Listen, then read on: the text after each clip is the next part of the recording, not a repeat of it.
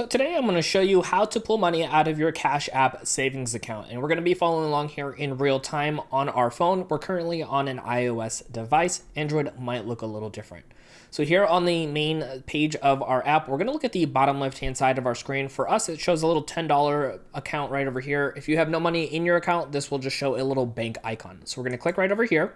That's going to take us to our money page. And real quick, as we continue on, make sure to hit that like and subscribe button to allow us to make more free content just like this. All right, so from this section over here, we're going to see where it says our savings, and you can actually see we also have $10 in our savings.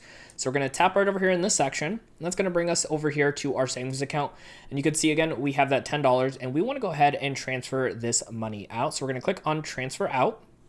And it's going to ask us how much we want to go ahead and pull out. And there's this little toggle here that we can go ahead and slide back and forth. Or if you go ahead and tap over here, it'll bring up the actual amount. So if you want to do, let's say like $850, you can go ahead and do so. So you can click right over here where it says move to cash balance.